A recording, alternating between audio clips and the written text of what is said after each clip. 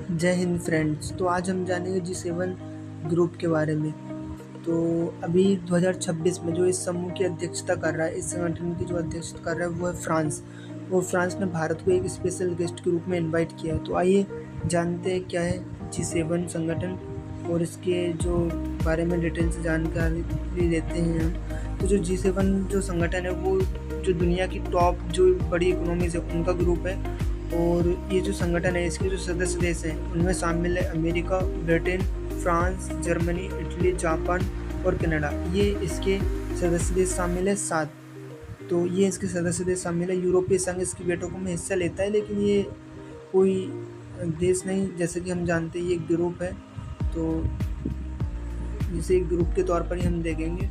अगर हम बात करें आगे इस संगठन के मुख्य उद्देश्य और कार्यों के बारे में, तो इस संगठन का जो कार्य है हम जानते हैं कि एक इकोनॉमिक रूल करता है दुनिया के ऊपर में। जो ये डिसीजन ले लेता है ना वो दुनिया को मानना पड़ता है, क्योंकि इनमें टॉप इकोनॉमी शामिल है।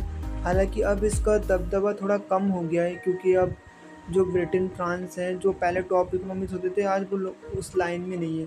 जबकि इनको ना इंडिया ने बीट कर दिया है। और तो आज जो टॉप लेवल पर है वो, जैसे हम जानते हैं इकोनॉमी में, यूएसए, चाइना, फिर इसके बाद जर्मनी और फिर इंडिया आता है, फिर जापान। यूके तो बहुत नीचे जा चुका है, तो यूके, फ्रांस नीचे है। इसलिए जो G7 है ना इसका दबदबा तो थोड़ा काफ़ी कुछ कम हो गया है। लेकिन और इसके स्थान पर जो ब्रिक्स है, लाइक जहाँ पर रसिया, चाइना, इंडिया है, जो मोस्ट डेवलपिंग नेशन है वो डेवलप हो रहे हैं। तो ये नेशन है, तो इसलिए G7 को थोड़ा दबदबा कम हो गया।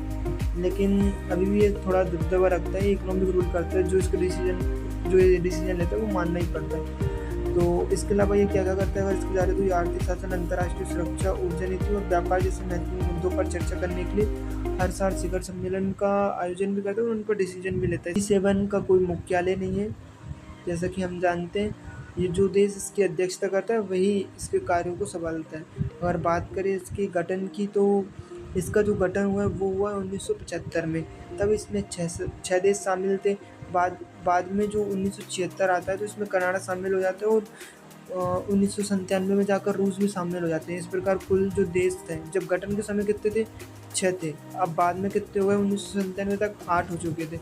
इसके बाद ना 2014 में रूस को ना इससे बाहर कर दिया जाता है। तो ये जो संगठन है फिर से 7 देशों का सदस्य संगठन बन गया।